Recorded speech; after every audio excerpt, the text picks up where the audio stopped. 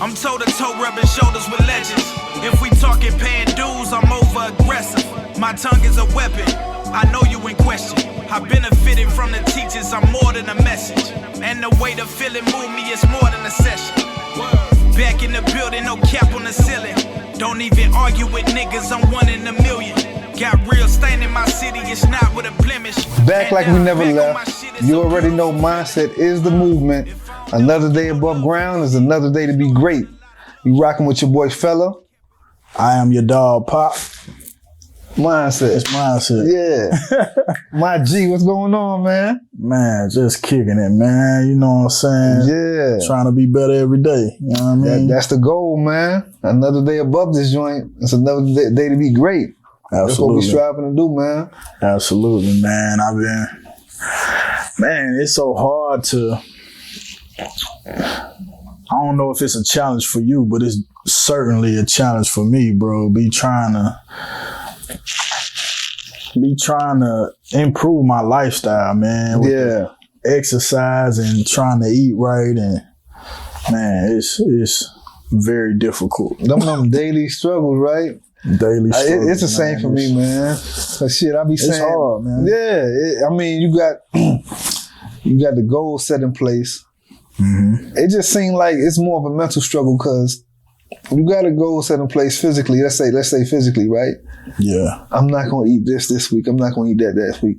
Right. And it seemed like as soon as you get to saying that, shit happens where you gotta dabble in that. You know what I mean? Right. Oh, I ain't gonna mess with no pizza, no fast food, none of this. Right. Here comes your brother or the family coming around handing you some shit. You know what I mean?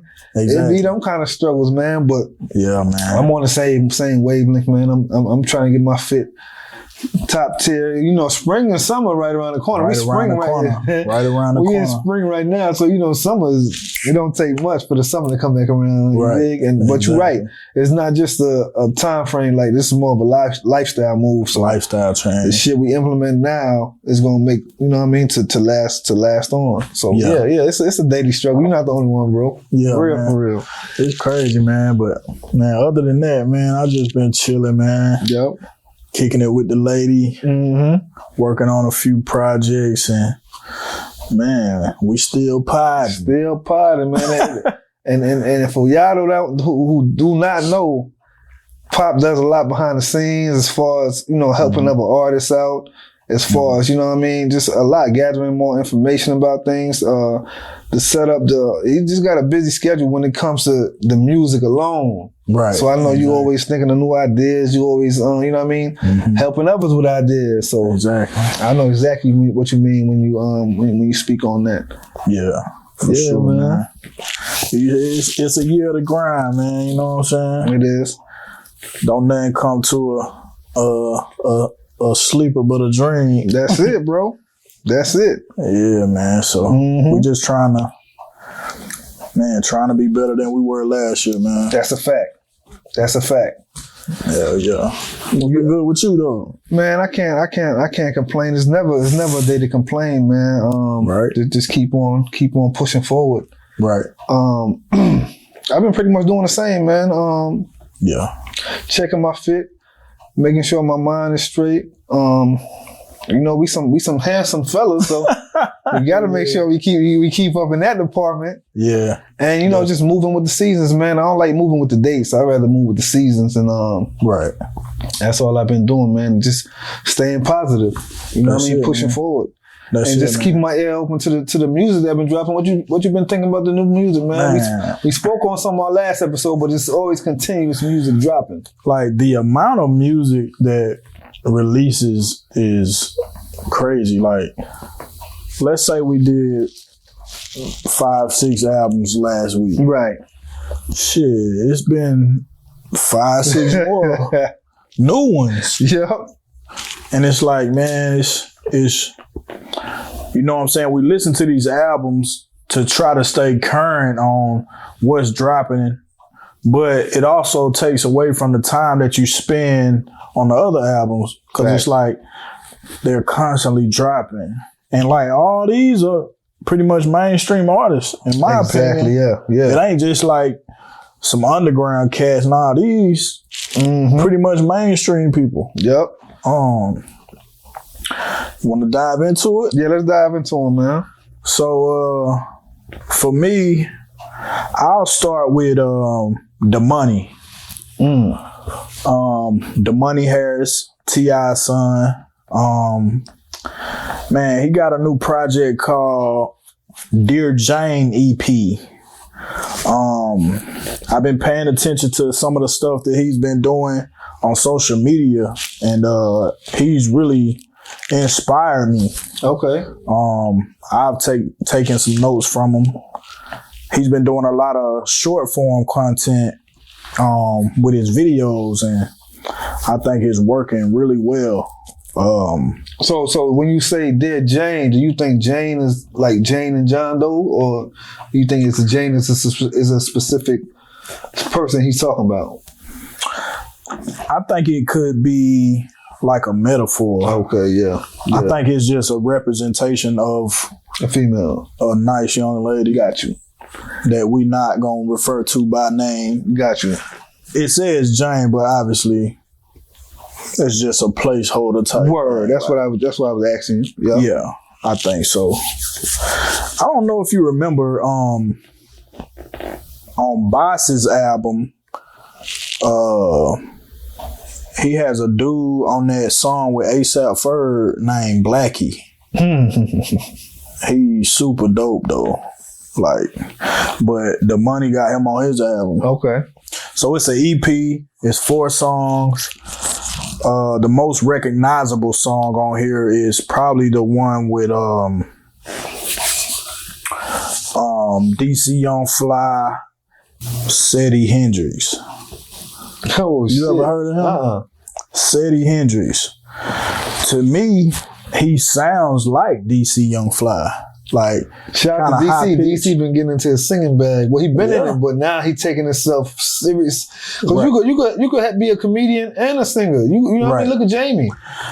I'll say this, and I still struggle with this with Jamie. Okay. When you a comedian, man, and you try to do something serious, it's always like, I don't know, he being for real, he being like silly, but obviously there's talent there. Yeah. So it's kind of like a struggle with just trying to take him serious. But from my understanding, he was into music before he even started comedy. Okay.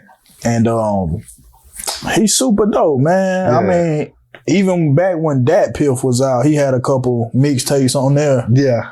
And he it's a dope record right here, bro. Forever Lasting. It's probably my favorite song on here, but it's some joints on here, man. I like all 4 of them, really. Henny and Crystals, a little weed here and there. He really got some like super laid back vibe type. Yeah. That's what when I look at him, that's what I feel. Right. Kind of energy I feel from him. Right. Yeah.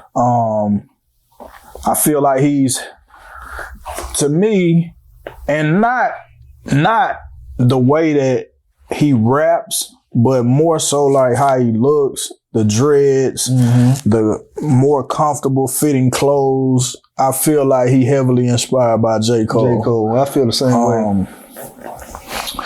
And he, to me, he's in a whole different lane than his dad. Like T.I., I feel like he's in a whole different lane when it comes to like how he raps. You could tell he was listening to some different type of music. I think you hit it on the head with Cole. I think Cole is one of the biggest, one of his biggest influences. Right. Now, just mentioning his pops, you think we're going to get some records with him and his pops? So, from what I know, I think they got a couple songs together now. I know they performed one before, maybe at like the Hawks game or something. Okay. Which was dope as hell. Yeah, yeah. His oldest son, I think his name Messiah, you know, he on some like rock type, but he produces too. Okay. So, I think he produced the song that T.I. and Domani is on. That's so it's kind of like it might be called like Family Affair or something like that. So I love to see Domani. I would love to see more though. Yeah, all of them. I ain't gonna say T.I. I would love to see the two brothers. Doing music together. Yeah, you know what I mean. Cause he got a whole different style. He more like Andre 3 Stacks-ish. Right. He dressed way different. Mm-hmm. Nigga ain't worried about getting no haircut every week. Like a black hippie. You know what I mean? Yeah. Like a black hippie type shit. Yeah. Got the high-waisted pants on, you know what I'm saying? Yep.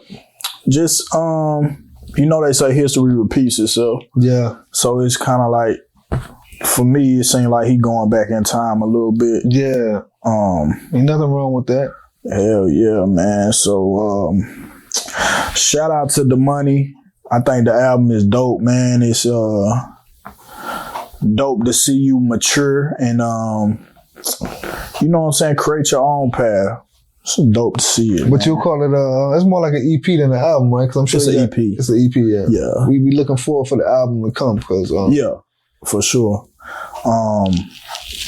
Like I said, there's 4 songs on there, so I think anything less than 7 songs is considered an EP. Yeah, okay. Like 8 and over is like considered an LP. Yeah, yeah. But the next project I want to talk about, and it's probably, and it's hard to say because there's so much music that drops, but Sir got an album out, man, called Heavy. Shout out to Sir. Sir from TDE. Yeah. Man, this they heating up over there, ain't they? They heating up, dog. I said it. I hate that they dropped so close. Okay, yeah. Him and Schoolboy. Yeah. Like, I would have gave it a little bit more time, man, but somebody should have dropped in January. Right. Should have dropped a little earlier. Yeah. But this Heavy album, man, it's phenomenal. I think it's probably the best album out right now. No strong that I've heard. Yeah. It's crazy, man. Anderson .Paak on here, Absol, you know what I'm saying? Isaiah Rashad, Ty Dolla $ign. There's some joints, man. I listened to it, gave it a spin yesterday, actually, and I've been staring at the love for 6 whole days. They got a hook on you already, he bro. got some, man, he got some super smooth stuff, which is more so what he known for, but he got some stuff that challenge the genre. Mm-hmm. Like that, the song I'm singing, that 6 whole days. Right. To me, it kind of goes into like a country song when the chorus comes, and then it switch back, like the beat switch. It's the same beat, but the rhythm changes. Okay. So let's say, like, the clap, put it like this, the snare is in a different spot. Then when the hook comes, it's like, it speeds up. Okay. Yeah. Yeah. But super dope. I think, yeah, I'm gonna go and say it, man. It's the best one. The best. No, just from a few songs I've heard. Yeah, I can't complain with that proclamation. You dig? Yeah. Sir seems like the type of artist to take time with his music before he pushes it all the way out. Yeah. He seemed like he definitely get you in that mode. Yeah. Yeah. He definitely took time with this, man. Yeah. It's like you can really tell he spent some time. Even the melodies he's coming up with, man, it's refreshing to hear. Right. He's trying different things. You know, he got the Nothing Even Matters. It's kind of like the Lauryn Hill, D'Angelo flip. Right. Yeah. Shit, dope, bro. Like, you should definitely. Yeah. I'm gonna dive deep in it. Like you said, it's so much. It's a non-skipper. So much music, as you say. Yeah, it's so much out that some of the artists do go over your head. Right. Just like another artist, who we were just listening to. Right. The release date went over my head, but we'll jump into it in a minute. But you know what I mean? All these artists, you kind of gotta, you know what I mean? Hell yeah, man. It's crazy though, bro. I want artists to be able to get the respect they deserve off of what they created. Yeah. You know what I'm saying? Yeah. And it's hard to do that nowadays because it's so much dropping, man, and people are on to the next thing, the next wave. Yeah. If it ain't in your face every day on social media and other people ain't constantly talking about it, it's gonna get brushed to the side. That's the biggest statement you made, bro. You're not having enough time to really evaluate these albums that we listening to. Right. I mean, of course you're gonna listen to them at your own pace. You're gonna like certain ones more than the other ones, but wow, man. 10, 15 years ago, you had time, at least weeks at a time, to, oh man, let the album ride over and over and over. You know, let me get a good feeling of it. Right. You got so many sites that's putting out albums now. If you don't see you might brush through 3 different sites.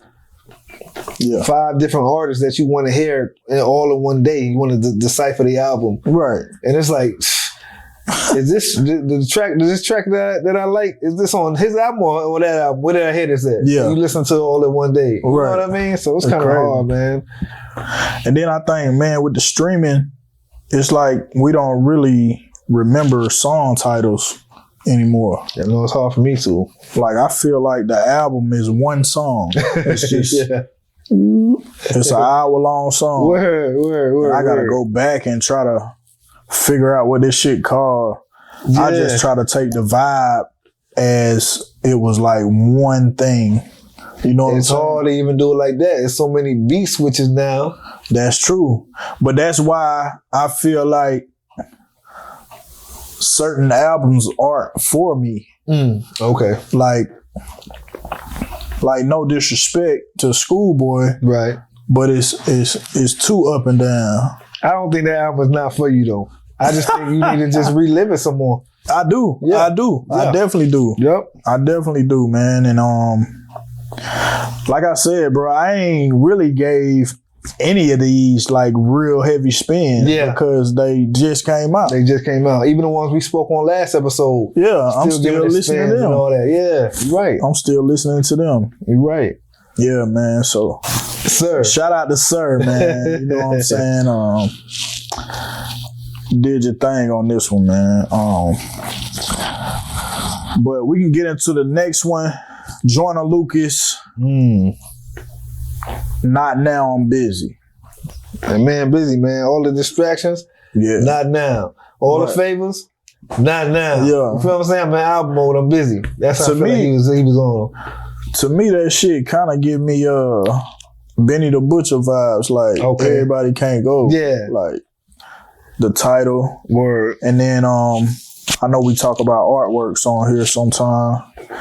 His artwork, man, I mean, it's his face, but it's blood splatters everywhere. So automatically, man, you get that shock value. He got the gold slugs in, got the little curly fro, you know what I'm saying? Yeah. Switched up his look a little bit. Yep. Already though, man, it's making a statement. So it's 17 joints on here. Joyner is one of those artists, man. He kind of plays on the shock value. He got a lot of videos that go viral. And I think that's kind of how he got his start. I think he directs all his own shit. He write all his own shit. And I think you gotta tip your hat off to that. Like, oh, you know who that remind me of? Who that? And I don't mean to sidetrack Joyner, but you good. That remind me of Crit. Crit? Yeah. Okay. Let me just make this statement because it's bold, but it's true. Yeah. Crit is one of the only artists. Just think about it. He getting 100% back of what he put into an album. Yeah. The production, writing, everything you can everything you need to make an album with, he can do it. Yeah. You know, he even as he was kind of transitioning from the underground to the mainstream, you know, it was going to be difficult to get some of those samples cleared. Yeah. He started creating his own samples. Like he would, I know for instance, he would take like audio recordings of his grandmother singing in church and kind of blend that up in a beat or something. Or he would take like certain sounds and create loops for himself to sample. That's like fire. He dope, man. Super creative.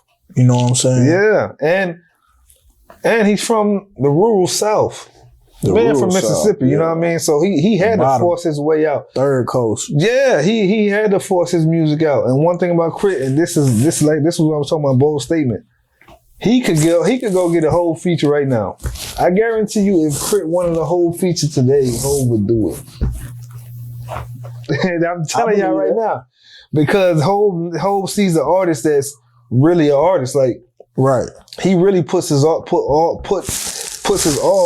into his craft. Yeah. The man don't beg other producers to work with him. The man don't beg other artists to work with him. The man, and he works at his craft. Like, shout out to Crit. Like, I just had to sidetrack that there because Joyner is in that same category of, you know what I mean, pushing his own artistry. Yeah. And that's what Crit been doing shit since I've known him. He been doing that. That's why I said, and like I've said, if he wanted a whole feature, he could get one. Not saying that he needed or want one, but I'm just saying, like, real recognize real, and people should recognize how great of an artist Big Crit is. You know what I mean? No matter where his sound comes from on the map, he's still a musician. Like he's a real artist for real. I respect that shit. Yeah, for sure, definitely, man. I think the Broski record, Joyner Lucas. I want to say that was the first single off of this project, Broski. But that video went viral too. You got Rotimi playing, I guess, essentially his brother. Mm-hmm. You know, in the video, they sitting down at the dinner table. You know, they breaking bread, whatever. And the song is basically about like him going into this story about like basically giving you your props. And then at the climax of it, it's almost like, nigga, I done sacrificed for you. Like, you owe me something. You know what I'm saying? And then Joyner got this thing he always liked to do where he start off rapping super calm, and then he reaches a climax where he sound like super angry, and then he kind of come back down. Yeah, great storytelling shit, right? Great storytelling shit, bro. Yeah. And man, just the way he does his videos is really amazing. And I think he's either the founder or a co-founder of like a writing publishing company called Tully. Okay. So any of his videos, it'll flash that shit up at the end. That's nice that you noticed that. You know what I mean? Yeah. Man, I be paying attention. I be trying to pay attention. Yeah. You know what I'm saying? Yep. But yeah, Joyner, this album is I think it's dope, man. I think Jelly Roll is another person I want to mention. Shout out to Jelly Roll. Man. Somebody put me on Jelly, and I said, yeah, I needed that. Yeah. To kind of, you know what I mean? You used to kind of get stuck in one base of a sound. Exactly. Yeah, I needed that to open my ear out a little bit more. Right. He a good artist too. Shout out to Jelly Roll. Shout out to him. He been popping up a few places here lately for me, like on a couple different albums. We got NBA Youngboy on here. Conway, you know, he always gonna body some shit. Yeah. I had to show my dog the joint he got with Simba and DMX. Fire. Man, it's crazy. Fire. Man, he got another joint I forgot to show you that Logic and Twister. Oh my God. Joe Budden, you gonna be mad for this one, nigga. That's a crazy combo. Man, these niggas here, bro. That nigga went and spit some of that you know, Umbre always say he like that Po Pimp verse. Yeah. He kind of spit a little piece of that shit on the end and flipped it. Ah, man, it's incredible. That's one of my favorite verses too from Twist. Yeah. It's incredible, man. NBA Youngboy, Conway. You got Simba, DMX. You got Logic and Twister. Man, it's crazy. It's not overdone with features though. I feel like it was a good amount. And the production on here, I feel like is solid. I think it's a good album. You know what I'm saying? I still gotta sit with it some more. Like I said, we kind of reviewing this shit on the fly. Shit fresh to us still. But I mean, there's some joints on here for sure. Yeah. But yeah, definitely something to tap into if you haven't already. What you got for me, fella? Yeah. Now I got a few, like I said, and I got to revert back to one. We spoke on him a little bit in the previous episode, but I had a chance to go dive into the album. Yeah. Not just the singles, the album. And it's the man, BossMan DLOW. Oh, Big man. Yeah, nigga. So he got an album out. It's called Mr. Beat the Road. I actually want to listen to that. Yeah, and look, I can go ahead and tell you now, he's not a one-hit wonder. Okay. He's not just a viral rapper. You know, I mentioned this. So he from Florida. Spot 'em Got 'Em's from Florida. Spot 'em Got 'Em is more of a viral artist. You know, he dropped that song and a dance came with it from a comedian. Yeah. And he went viral. That's a weird looking ass nigga. And man, whatever. That's a weird ass looking nigga. Right, it's Chucky, like a little Chucky looking type nigga, right? But for whatever reason, that shit hit and it went viral. You dig what I'm saying? But BossMan DLOW, he that same type of he got that same type of energy. I put it like that around his music. His shit going out the ballpark. Yes, sir. Every time. His shows are getting booked out. I heard he doing $100. It's $100 ticket for a show.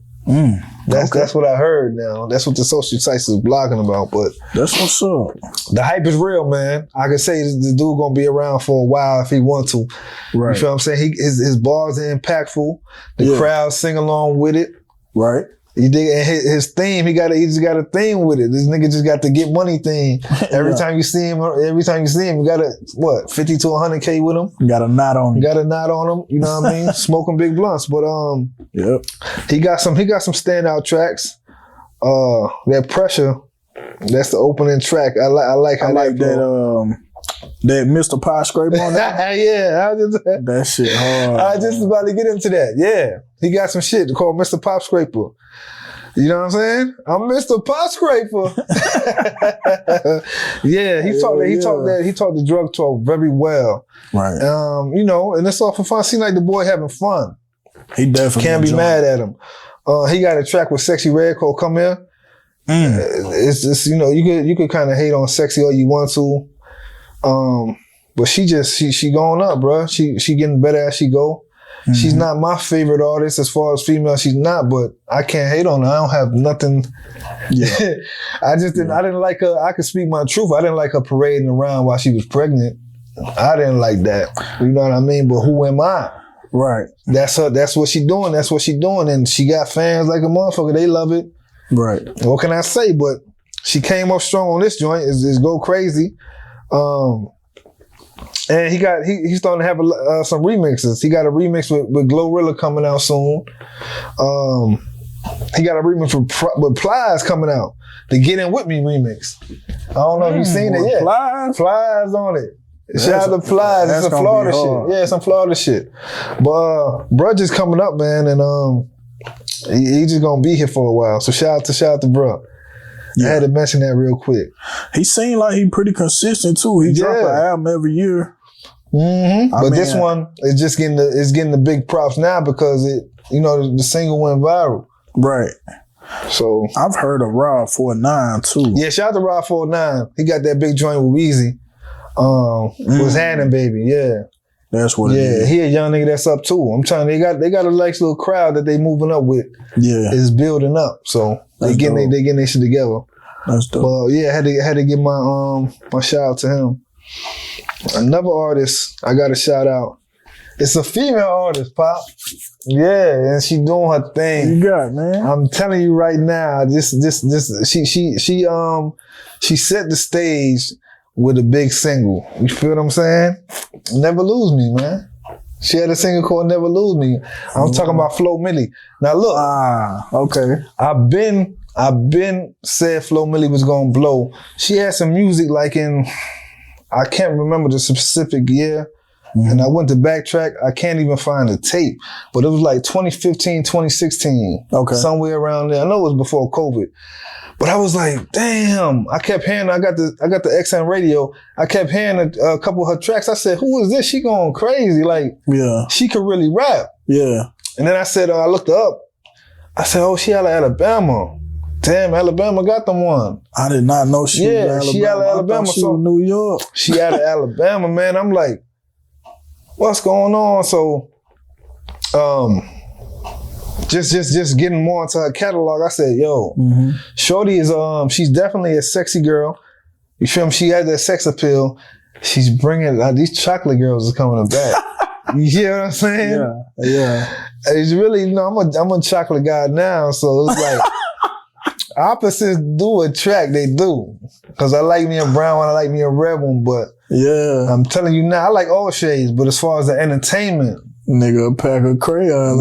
Man, I already spoke. We spoke on Coco Jones. I done started back eating Cocoa Puffs since I done seen her pop out.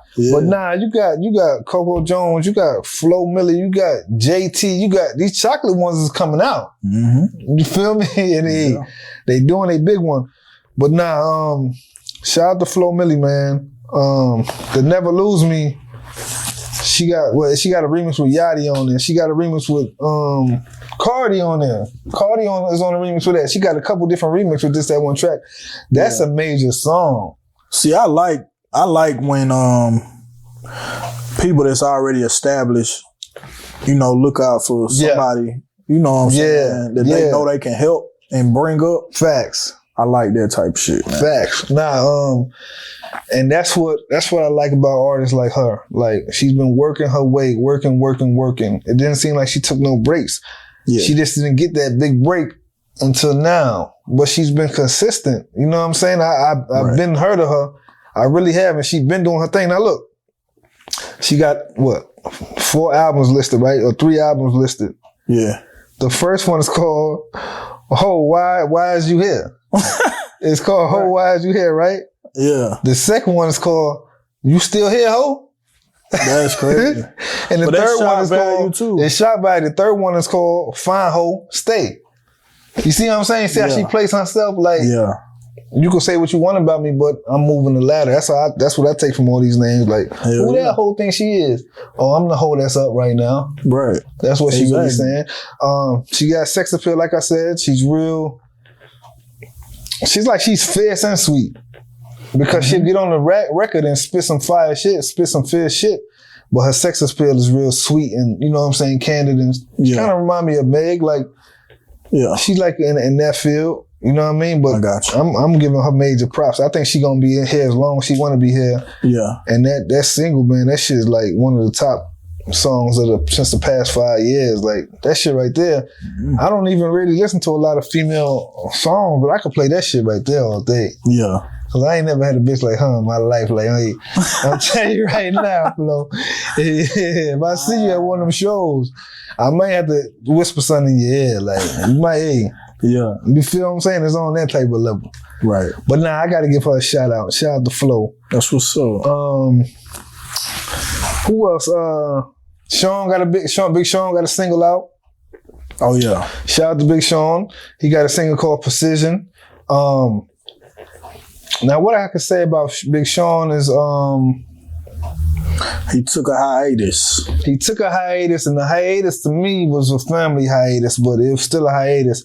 I think he reached his ceiling though. I think the man reached his ceiling. I mean, it ain't no hate. Yeah, it's just really what it is.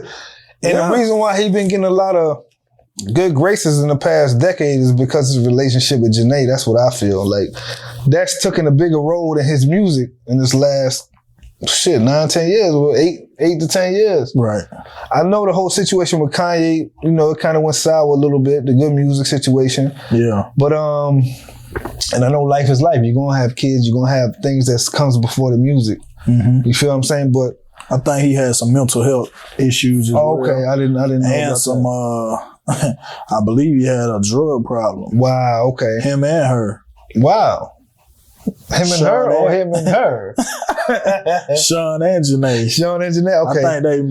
I think they both went to some type of rehab. Wow. I don't know what it was for, but now if that's the case, which I'm not throwing no shade anyway, I'm just saying he ain't never really been at the top of my list anyway. You know what I'm saying? As an artist anyway. Yeah. I fuck with Sean, but he ain't really, you know what I'm saying? He ain't really I'm not too big on his catalogs and shit. Yeah. If that makes sense. But I do like this song he jumped back with. And Pop was saying before we started shooting that this might be a rollout track to use for the arenas. This might be a rollout track to use for, commercials and even video games. It's just one of them tracks that you can put in a lot of different pockets. Right. And one thing I do like about the track is it has a sample on it, right? And the engineers, I love y'all getting into y'all been in y'all bag anyway, but I just love a good sample. I got to give a shout out to Bray. So one thing, if y'all don't know what Bray does, is the man is he has a love for that grill. Yeah, you know what I'm saying? Pop no. He got a love for the grill. Wings to be exact. Man, whatever you throw on that motherfucker, every time I see something on there, it's up. Yeah. I want to jump on the screen. For sure. You feel what I'm saying? But one thing he does when he's on the grill is he always got some tunes playing. And most of the time, it's some vintage tunes. You dig what I'm saying? Yeah. It's some shit that's been sampled or needs to be sampled or just some throwback music. And I always hear it when he's cooking. Yeah. So I just said that to say this. This Precision song, it has a 3 6 Mafia sample, and it just makes it all the better to me.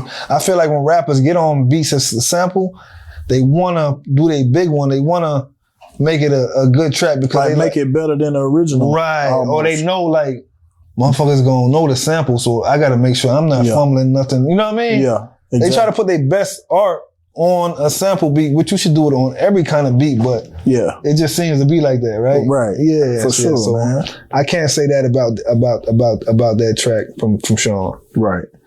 I think a lot of sports teams and things of that nature is picking this song up, using it for commercials, using it for intros to NBA games and stuff like that. It might even get picked up by NBA 2K soundtracks or Madden or things like that. Right.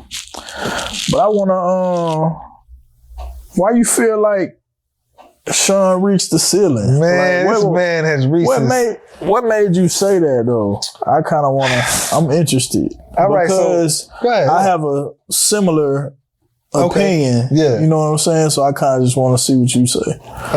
It just... the wow factor. When I hear his music lately, I'm not wild. The last track I heard from Sean that made me, I was like, oh, this shit is the one. Is the Bounce Back. Since then, it's just been, what stood out? What has stood out to you from then? I mean, I'm not a huge Sean fan. Right. I like him as an artist. Yeah. But, man, I could even say the last one that really caught me was the shit he had with Chris Brown, the Martin shit. Louis Vuitton Sean with the Benny Hun, the one time. I guess because it came from that freestyle. Yeah. You know what I'm saying? That he made. The Martin shit was hard too. Yeah, and I like that video. Yeah. See, that's why I ain't. But I ain't real familiar with his albums. Okay. Yeah. Like, Bray be telling me, oh man, he got some classic shit. Like, I just be like, but I ain't heard it. It's like he got good singles with decent albums. Yeah. Shit like that. But like, I respect his ability as a wordsmith. Yeah. but I haven't really tapped into the albums. Right. I don't know why, because I listen to everybody else shit. It ain't nothing drawing you in. They gotta be what What's it drawing is. you in is Big Sean. They gotta be what it is. Don't none that I it's don't none really that know. draw me in. Like that's all I could do is shrug my shoulders. Like, you feel what I'm saying? Like the Good Music Group, right? Yeah. Him, 2 Chainz. So Big Sean, 2 Chainz, Pusha T, and who was the fourth? Kanye, right? Yep. They had Consequence too. Consequence and all that, Common. you know. Yeah, and Common, the Grammy family, right? Shout out to Kanye for that. And John Legend. And John Legend, yeah. Y'all go back and check out that track right there, the Grammy family. That shit was crazy. That shit was phenomenal. But And Sean and Saha. and Saha, yeah, shout out to Saha. They had some. Yeah. It just didn't. mean, It starts off with at the top. Kanye, yeah, he juggled around with them. I say, yeah, you know what I'm saying? Yeah. It wasn't really a structured thing. yeah. But yeah, Sean is. Don't get me wrong. I'm not saying he's a whack artist. That's No, far from hell the truth. no, hell no. It's just nothing that draws me in to make me want to go dive into the album. It's just like, Yeah, now he does good on features too. I know one time he had a feature with it was Big Sean, Meek Mill, and Ferg. I don't know if you remember that. A song was called. Damn, what was the song called? That was a feature though. That was a track. It was 3 of them on the track. This was years ago, so I can't remember the name of the you track. know if it was an album or mixtape. Oh damn! Well, it might have been on Ferg's album. Okay, It might have been on Ferg's album, but I know they went crazy on it. It's like Sean always go crazy when he just throwing a verse in. yeah, But if it's his whole track, I'd be like, you ever see that meme with a guy taking a damn earbud? I will say this about Sean, man. I don't really care for when he does the fast rap thing. Ooh, I kind of disagree with that. That kind of You like like me that in that shit? kind of bag. I don't like that slow rap shit. I mean, it ain't got to be slow, but it's like, What track was that? It seemed like he was crying to his motherfucking fans. It wasn't that Detroit track.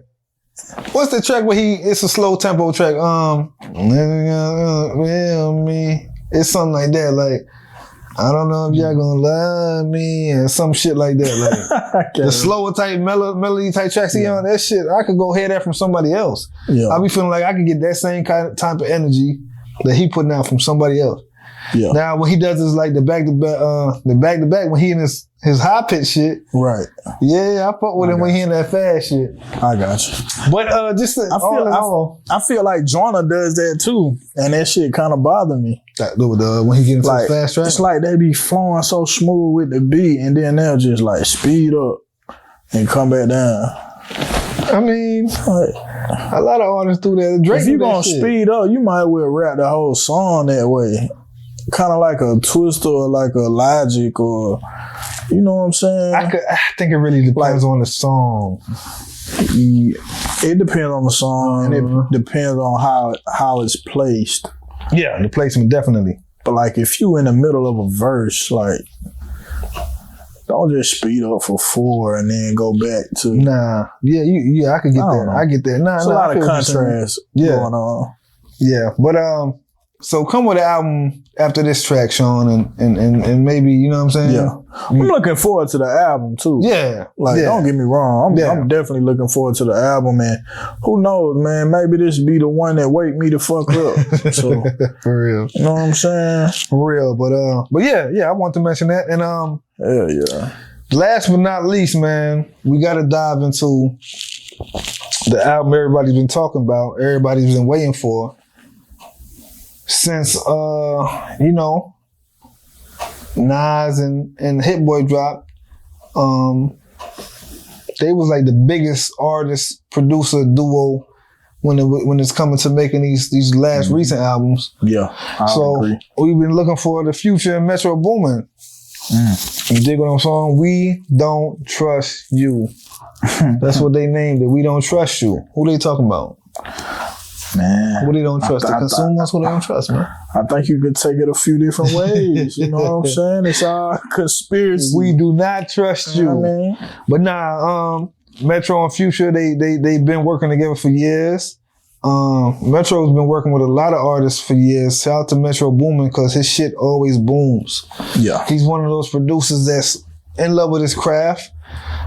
Just like Zaytoven, in love with his craft. A lot of people, Primo, in love with his craft. I love producers that's in love with the craft, and they not really trying to be rappers. Right. Now, you do have producers that rap. I'm not saying that. Yeah. I'm saying the ones that's really in love with their craft, and when they in a room with a rapper, they picking their craft over trying to be rap friendly with the rapper. Yeah. You know what I'm saying? Exactly. They really in there to produce for this like rapper.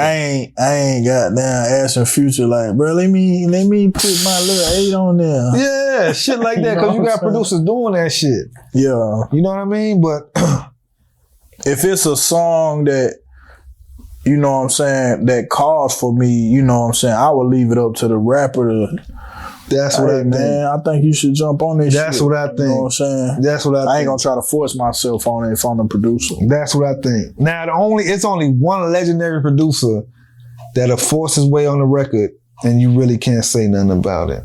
It's one that sticks out. It's a couple, but one that sticks out of mind that don't say shit about it when he forces himself on the record, because he's gonna force himself on the record. Damn near he's writing the hook for you. And that's Pharrell. That boy right there, he's gonna force his way on to your track. I think that's because he's a different type of producer though. Yeah. Like when he worked with an artist, he already, like, this shit is a song already. Yeah. You know what I'm saying? Yeah.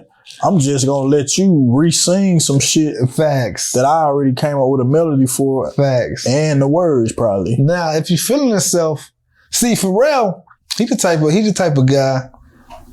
He wanted to get in that booth. He wanted to be a rapper. Yeah. I believe that for real. He wanted to be. He's just so good with what he does. It's like shit. Yeah. I could do that too, but I'm so good at this, I can't throw away that. He did fairly well when he was though. Yeah, he did. He definitely did. I think he's a great in studio coach. Yeah, he is. Like, I seen him working with Justin Timberlake, bro, and it's just like, yeah, it's in him, bro. Yeah, I seen that shit too. It's in him. That walk away shit, right? Yeah, yeah. And I love that about. That's why we getting back to what I was saying about the producers, that he loves producing. He loves getting around the artist, feeling that vibe, and say, nah, man, try it like this. Mm-hmm. Like when Pusha T spoke on giving Pharrell a record, and Pharrell was just like, it sound alright. Yeah. It's almost dry. The first couple songs was almost dry. Pharrell was like, okay. Yeah. What kind of record are you trying to push out right now? Because we can do it like that, or let's try this. What you leading off with? Yeah. So just getting back to that, Metro is a person that he knows Future. He knows what type of shit Future wants to ride out with. He knows what direction to lead the artist into. You know what I mean? And they came up with like I said, this album is fairly new. It got to get revised over and over, but yeah, this shit seems like it's pretty smooth. I give you some notable features. You got The Weeknd on here. Travis Scott is on more than one track too. You got Rick Ross on here. And you got K Dot on here. DOT. You got the killer K. Hey, let me tell y'all something. It's time for the boogeyman to come back outside, bro. Yeah. Kendrick Lamar's on the track. It's called Like That. I love the sample on. That's a sample track too. One thing about Metro and his whole album. Okay, so he has Prodigy speaking through the whole album. Now I love that, and I know that's not Future. That's Metro that did that. Yeah, you dig what I'm saying? And you just gotta hear. You just gotta listen and see the direction he taking when he on here. He just talking his shit through the whole album. And you got, like I said, you got some samples on here. Now K Dot. He said, "Damn." That's what I feel like that's what I feel like he's saying. Damn, y'all niggas forgot about me, huh? Yeah. So he takes so many years off and so many moments off. It ain't easy to forget. You will how much music getting pushed out, but you already know when the boy jumps back on the track, he's going crazy. Let's get it. That's what he jumped on that bitch and said, "Let's get it." DOT. You feel what I'm saying? We're gonna expound on it more, but I'm trying to tell y'all, he heard the album with 21 Savage and Drake. He said, "Oh, okay, yeah, y'all niggas want to get funny, y'all want to do it like that." Trust me, this is shit he's saying to himself. Yeah. Oh, I heard that shit. I see you making songs with J. Cole, Drake. Yeah. Like, what y'all niggas trying to? Nigga teaming up. Let me hop out here and let me show y'all niggas. Let's compete. We can compete. We can just throw a little shade. We could, you know what I mean? Yeah. Because I don't know about no big three. I just know it's big me. Hell yeah. You hear what I'm saying, Pop? But I'm just letting y'all know, Kendrick, he's hearing shit and he's feeling some type of way. Now, this wasn't a blatant jab like he did in the freestyle. What was that, Hip Hop Awards? Was that the BET Awards or the Hip Hop Awards? I think it was hip hop what they did the cypher. Yeah, what he said, he's telling niggas about whole names. He called a nigga Jermaine.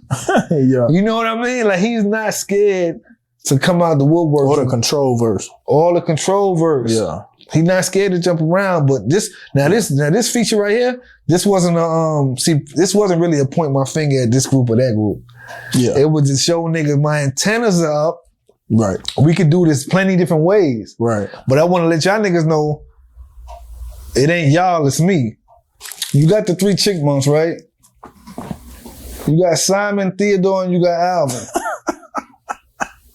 But it ain't just them 3. It's a leader in the pack of them. Yeah. And it's Alvin. Yeah. You feel me? Yeah. You got the Ninja Turtles. There, they all might look alike. But I'm fucking with Raphael. Yeah. You did. It's like he's saying, yeah, nigga, we all around the same shh.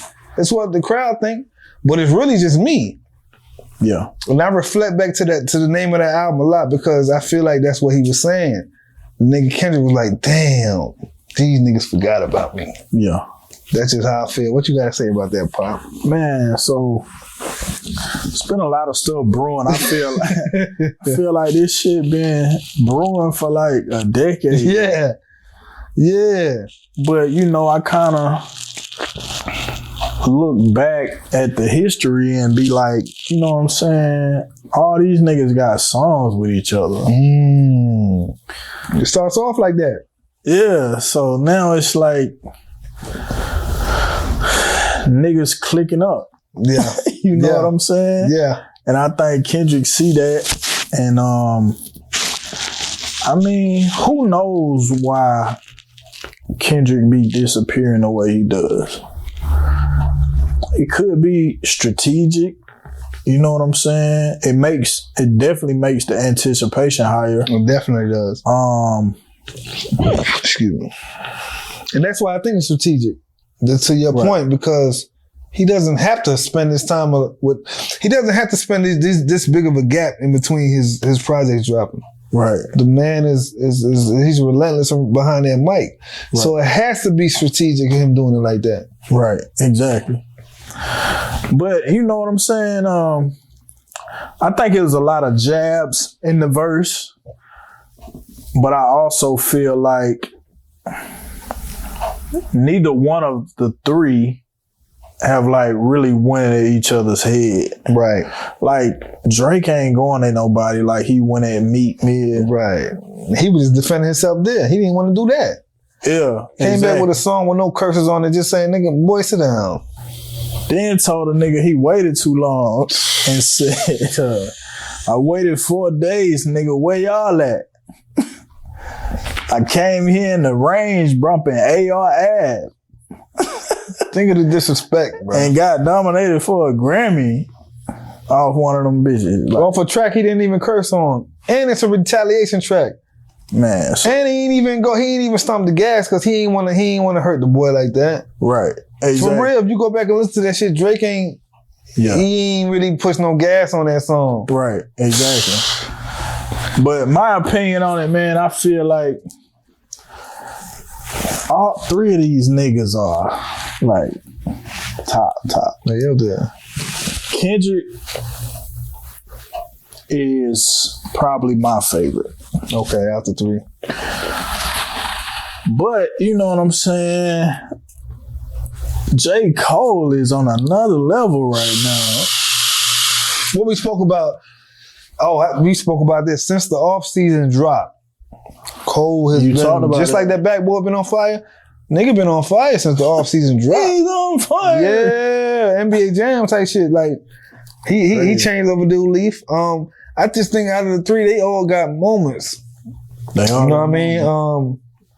Like we kind of criticize Drake for doing the more pop shit or the more singing, and man, please do not get this shit twisted. Nah, don't get it twisted, man.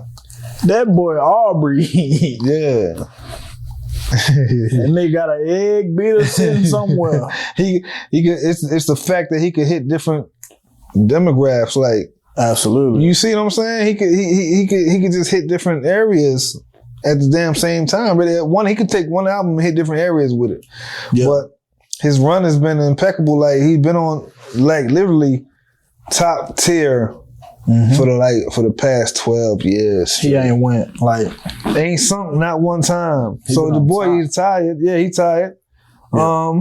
Did you hear his response at the Yeah, I heard him I heard him ain't nobody in life could ever fuck with me, nigga. But I like it, shit. Man. I like it because it's just gonna bring the best out of them. This whoever speaks up, whether it be Cole, Kendrick, or Drake, is bringing the best out of the other two. Absolutely. You feel what I'm saying? So absolutely. Now Kendrick spoke up. It's going to bring the best out of Cole and Drake because they got to hear it every city they go to. They just showed Drake had to hear it when he's leaving. He's left some spot. Somebody in the crowd said, Kendrick is better. Kendrick. Yeah. I don't give a fuck if you don't respond to it now. You heard that when you get in the car, you like, these niggas. Now you like. They all got super fans. Yeah, they all got super fans for real. Yeah. For real. So man, the kettle's getting back hot, man. And shout out to Kendrick for doing that shit, man. I like shit like that. Like he's saying, yeah, let me jump back into this mix. Right. And he doesn't do a lot of interviews, so niggas can't even ask him this or that. You know what I'm saying? None of them really do, to be honest. They really don't. Now I think about it. Cole got a few. Cole probably. He do the most out of all of them. He probably got the most. And he don't even. Yeah. I can think of probably like 2 or 3. Got the Nardwar, you got the Angie Martinez. Mm-hmm. The most recent one was the shit he did with Yachty. Okay, yeah. I was wondering whose setup that was. Hey, yeah, little boy setup shit. Yeah, he need to get in the fucking. Ain't nobody need to put his ass in the headlock right now. Nigga sitting in the bed with nail polish on. Yachty got Drake wearing nail polish and shit. Kendrick gonna talk about that shit too. Like, he finna. This the thing, man. Like, if this was really like some type of like 3-way battle, right? I think Kendrick approach is so different that he might body both of these. I love this approach. You like, know why? Even on this song, right? To me, like the way he was on the beat was kind of like almost like them Detroit niggas. Like what BossMan DLOW from? He from Florida. But you see how like 4-2 Doug and all them niggas kind of rap above the beat, kind of. Yeah, I see what you're saying. When he start off his verse, he rapping like that to me. So it's just like, man, this nigga can really get in character on y'all boys. That's man. what it is. And like, you said it then. He gonna turn into something. He in a different character. You know what? He been in some different character shit since he was on Power. Even before that shit. Right. That was a character move coming out with the crown. Right. Like he in that character mode right now. You can see the way he dressing for his shows and shit. Right. Yeah. Remember when he been doing the fashion. Now look, a couple years ago when the Mindset Pod was me, you, and Bray, we said the nigga was floating in the ocean doing that shit. Yeah, like he been in some character mode shit. Hell yeah. I think he very in tune with like the drama side of his artistry. Yeah. And I don't know, man. I think that shit play a factor. Word. And to speak on Cole a little bit, I think Cole is the better writer. Cole, like, just following Cole and some of his career, like, this guy really does, like, writers' camps and different writing exercises. Yeah. And I feel like he's able to express himself in a way that some artists aren't. Yeah, I can feel you on that. And he has a lot of practice at it. Yeah, I remember just watching one of his interviews. It wasn't even an interview. I just seen him speaking, and he was saying when he gets with the Dreamville camp, yeah, he does a lot of writing. Yeah, when it comes to his studio work, just with the Dreamville camp. Yeah, and they all got pockets. I mean, one of my favorite albums is not just from this artist, but one of my favorite albums in general is the Scorpion album from Drake. Yeah, that's to me, I ain't shit beating that as far as that time and when he put that work together. Mm-hmm. You know what I'm saying? They all have their own. That's why this is gonna be good, because there's no loser for real. Yeah. The loser is the one who doesn't respond, or the ones who quits, who one we don't hear from. Right. But this shit, like I said, the kettle's heating up. Yeah. And I like it.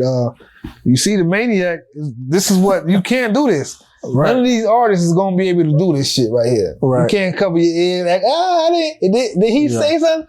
Nah, you heard it. If you're alive, you're going to hear it. If you're alive, you're going to hear it. Because if you didn't hear it personally, your fans heard it, they going to tell you about it.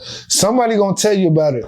Right. So they going to hear it. Just like Drake, you probably stewing up something out. He said he was taking a break for a while, didn't he? Drake? Yeah, after this album. Yeah. That shit is over with. Now his break, I'm telling you. Yeah. Because Kendrick done stirred some shit up, man. And what you think about Future getting tired with all this? Because I didn't really hear none. They said he dissing too, but I didn't hear no diss from Future. I didn't hear no. Shit, they said Metro dissing too. No, Metro, now look, Drake and Metro, they got beef for real. Now, it's not physical beef, but it's some shot this, but Metro don't rap. Right. So he can throw his shots like that. Yeah. But trust me, they got some turmoil going between them two. Right. You dig what I'm saying? What you think that stem from though? Like niggas clicking up still? Like, well, I know Drake was supposed to be on the record. So you had 3 other artists, big name artists, might have been Future, somebody else. Yeah. Cause he's speaking on the Metro was speaking on himself. And he took Drake off that record because he said Drake didn't fit the vibe of the record. Gotcha. And maybe Drake took that into offense. Okay. Because on, I forget the name of the track, but Drake got a track where he's talking about, so every day Metro does a tweet where he says, "Thank God that I'm alive," or "Thank God for something. Thank you, thank God." Drake got a song where he's doing that thank you shit. Okay. So it's like subliminal shots. Okay. Like you said, them niggas is never direct with what they doing, but they all hear shit. But I know Metro and Drake, they not on the same page. So people are thinking, okay, Metro can't rap. He got Future to rap for him. But I don't see no disconnect between Drake and Future. Right. And then Drake walking out the Future songs and shit. Yeah. It's kind of weird right now. It's in a little weird space, but now there's some shit brewing. Now let me ask you this, like, do you think some of this shit is obviously real? Yeah.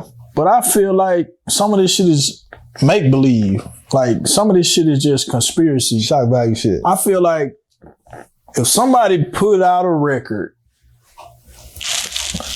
they may or may not be talking about anybody, but these conspiracy theorists will pick your song apart so much that they'll make sense. Yes, man. They'll make sense of like a beef that's not even really there. Yeah, you're right. So my question to you is, do you think, obviously this shit ain't like, if I see you, it's on sight. Right. It ain't that type of party. Nah. Ain't no bang shit. Nah. I actually like it because it's like competitive sparring. Yeah. Like, and to me, it seems friendly. Like it don't seem, like it's all music. It's all hip hop. Right. It's all, you know what I'm saying, back and forth.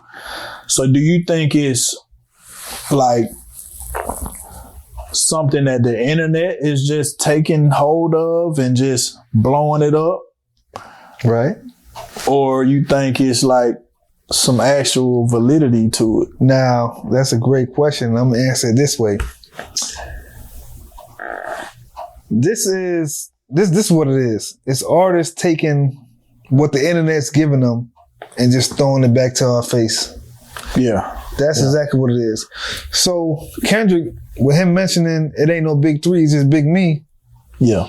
The world and the internet got people thinking it's a big three.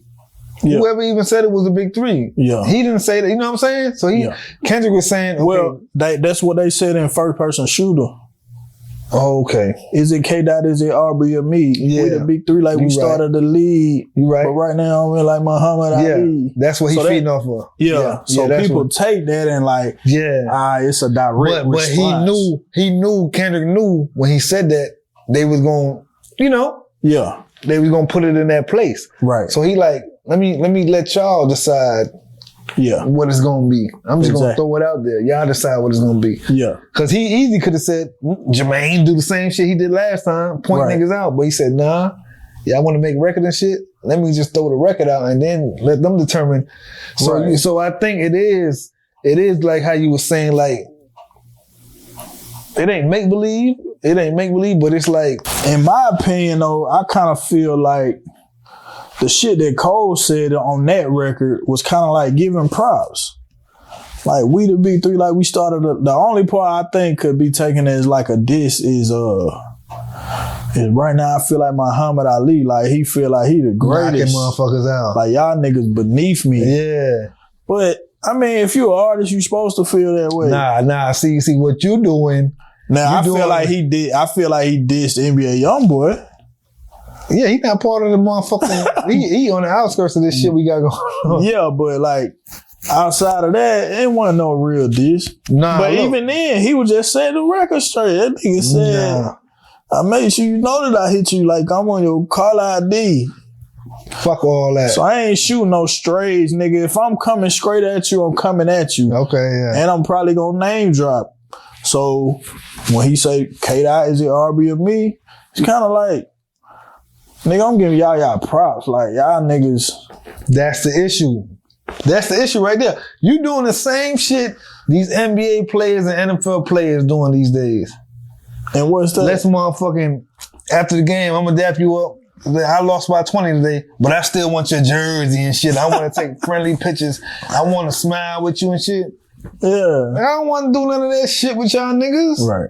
I feel that too. You know what I'm saying? We getting too cool with this shit. That's what K-Dot's saying. This shit, y'all making this shit too friendly and shit. Yeah. Let's compete over some records. Let's motherfucking talk shit. And it ain't gotta be no, I'm pulling up to your hood and shit like that. No. Right. Use your artistry. Use your, what made you reach this level. Yeah. And let's spar. Let's go back and forth with some words, with some scenarios, with some, nigga, this ain't no big three, nigga. This is big me, nigga. That you shit feel hard. me?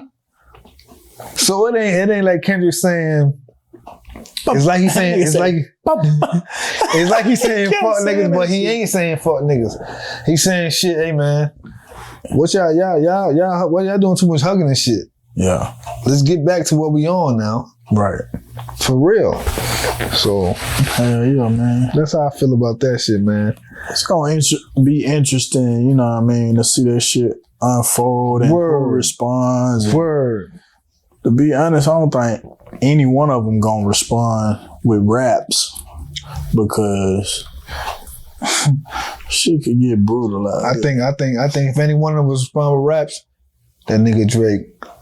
I think that nigga Drake will. He on tour though. I feel like. Yeah, I know. Nigga busy. He busy than a motherfucker, but he can't he's not gonna let it slide like that because how big of a name Kendrick is. Yeah. And Kendrick gonna use this as fuel. Now this is what he gonna use to jump. Might see him on another feature, or we might see him just come out with his own shit. You know how Kendrick do. He'll just pop out with that shit. Right. Yeah. But all in all, just getting back to the album. Yeah. It's decent. I think it's just it's a feel album, a feeling album. It ain't really high on the lyrics. Mm-hmm.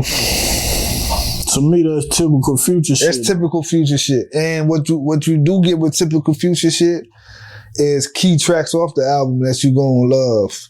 There's 17 tracks on here, 16 with a bonus. I don't love the album, and I'm like, it's fairly new. You feel me? I've only listened to it like brand full run, maybe 2.5, 3. You know what I mean? Yeah. Just my notable tracks on here. To me, the best track on here is called Cinderella. And it's Future, Metro, and Travis. Travis Scott. Yeah, that shit is, man, one thing about Travis, that nigga, he'll mold that track, boy. Them ad-libs go crazy. He'll mold the track. He got one on here called Magic Don Juan. That shit is fire. And Like That. I mean, that Like That. It come out like, this shit just, it's hard, man. And what would you say about the production, though? I was just about to get to that. Yeah. I was just about to get to that. One thing about a great producer, you never feel like the album is whack. Like, it ain't, you know what I'm saying? Like, he's so good. He blessing the artist with his craft. Yeah. I said that before. You could have a weak ass artist and not saying none of these guys is weak, and a great producer is gonna make shit work. The nigga Metro just doing his thing. Every track, Metro is doing his thing on the track. And like I told you, he got Prodigy in the back of the whole album. He put together a great album, man. Yeah. It's gonna be like I said now, it's just good to me from right now, but I know it's gonna be great because the more I tap into it, the more I'm hearing different shit in it. Right. You know what I'm saying? You can hear different shit like, damn, that nigga put that, he did that. Yeah. So shout out to Metro, man. His shit is always top tier. And that's how I feel. You know what I mean? They put some good shit together. Right. Yeah. It's just getting overlooked because of the K-Dot feature. Right. But hey, they don't care. They love the shock value. And I kind of hate that. Yeah. Like, because niggas going to the album just to listen to that one song. Did they know that when they put him on the feature though? Because he ain't been out. Yeah.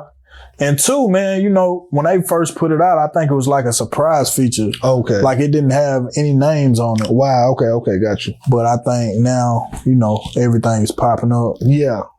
But I think when I first listened to it, it didn't have no names on that bit. So before we get off of this shit, right? Right. Do you think it's going to be more artists who's in cahoots with both of them to pick sides? They said Ross picked the side. They said Ross unfollowed Drake off of shit.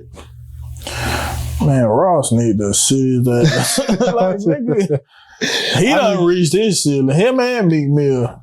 Nah, them niggas shit. Yeah, them niggas shit in the, yeah. I don't know if I can say Ross hit his ceiling. I don't know if I can make that statement because he going surprise you. He going backwards.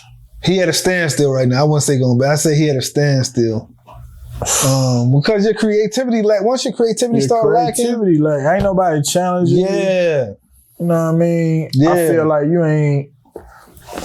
you're not putting as much effort into the sound. That's how I feel, bro.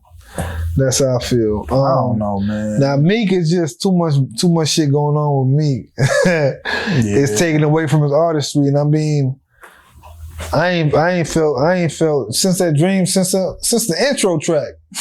Damn, and that was. Yeah. I mean, it's hard to beat that.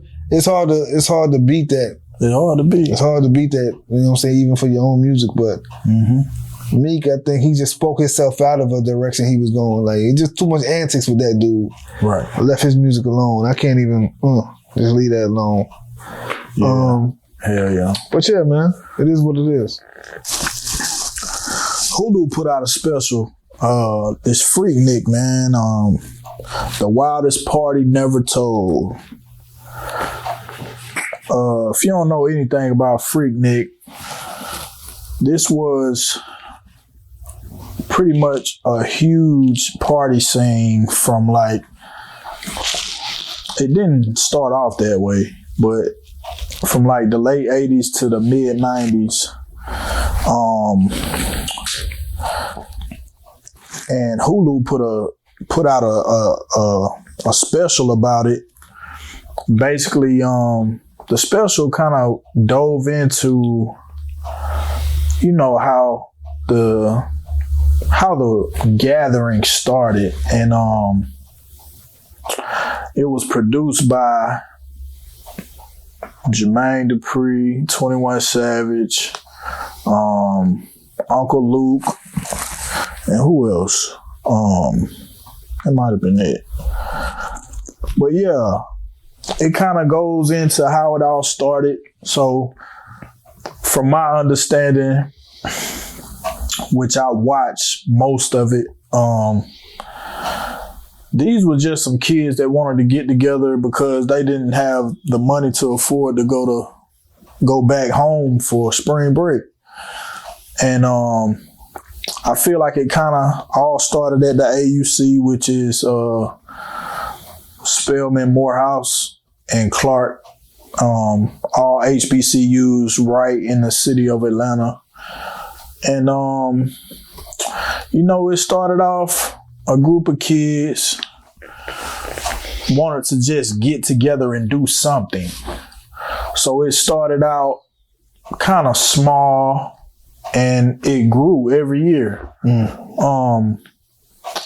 was pretty friendly. That's how I would describe it at first. You know what I'm saying? We want to make kind of like a picnic atmosphere. Right. But everybody in the same location. So I feel like they all,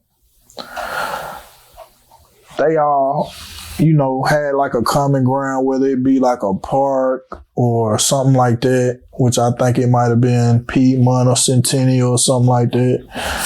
And then it kind of, obviously, more people start hearing about it every year, and then it started growing and kind of developing into something else. And then celebrities started to come. And then, mind you, these were college students that started it. Yep. Shit, nigga, by 93, it was 40, 50-year-old niggas out here with video cameras. And that's where the shit get nasty at. Like,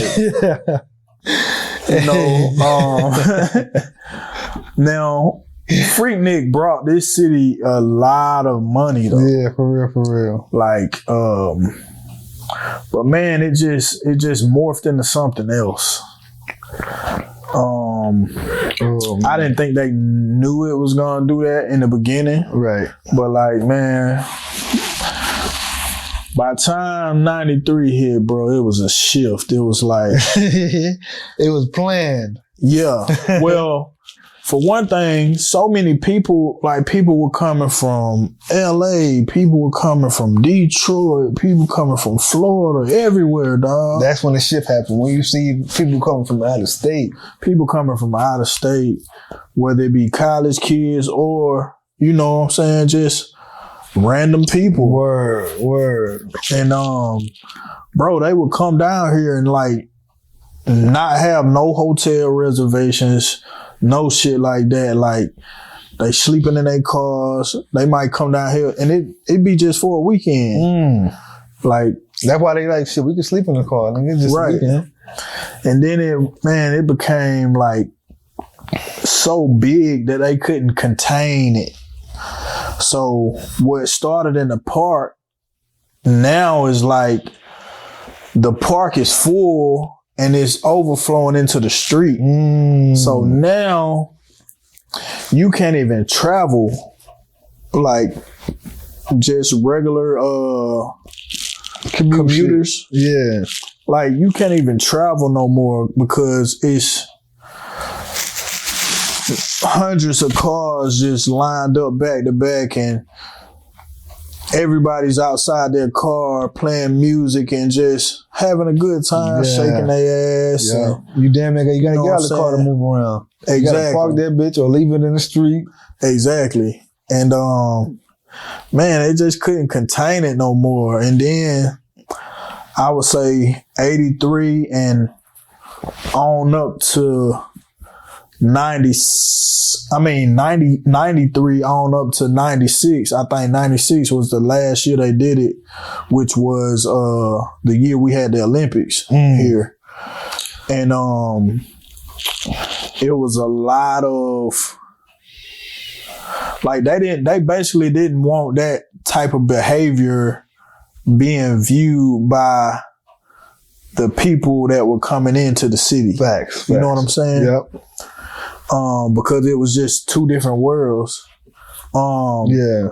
But like when all the rappers started coming, like Uncle Luke, and you gotta think, man, a lot of people moved to Atlanta because of Freaknik. Like people like Too Short, Eric Sermon, all them cats moved down here for that shit. Yep. And man, it just turned into something else. And I mean, if you talking to people, if you know people that went to it, they had a good time. But like just from like watching the doc, it just became like super aggressive, and I'm sure it was tons of like sexual assault, and man, it just became like disgusting, and people didn't want to be a part of it anymore. Yeah. Yep. Hated that they was viewed in that kind of light. Right. I could just say for me, is growing up in New York, right? Mm-hmm. Of course, I'm all the way out the loop. And my age too, so yeah, I know y'all that come from a decent sized family. Yeah, and you can't get nothing from your mom or your pops. Who you gonna go to? You're gonna go to that cool uncle you got. You feel what I'm saying? And that's what it was for me. I mean, it wasn't that I couldn't see that from where I was at. It's just we didn't know, but we had an uncle who introduced that shit to us, and I say I was about 11 or 12.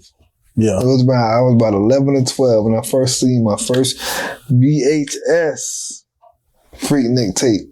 Me and my brother. So gotcha. You know, we watching it, and it's like you don't notice nothing disturbing until you start thinking about it. And what caught me off guard was you'll have like 2 or 3 females in one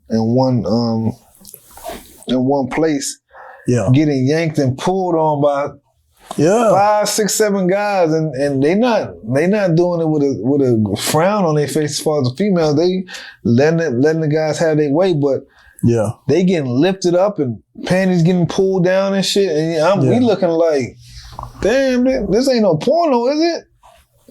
Because that's what it turned into. That's what it turned into. You had music in the background, like hip hop music or whatever, and it just seemed like people having a good time, but it just looks, it looked like it was something wrong, but it wasn't, but it was type shit. Yeah. You know what I mean? Exactly. So coming up, but in our eyes, we like, damn, where they at? Yeah. Where they at? We asking this shit, oh, this is in Atlanta. Yeah.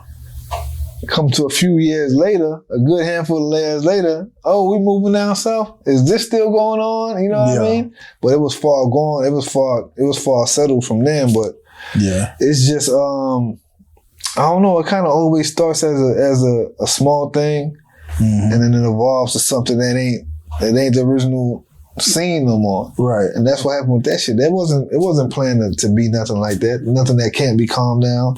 Right. Nothing where traffic couldn't get through it. You know what I mean? I'm sure at the end when it was time to shut it down, they had plenty of reasons why they had to. Hell yeah. You know what I mean? You gotta think, man. Back then, nobody had GPS. Yeah.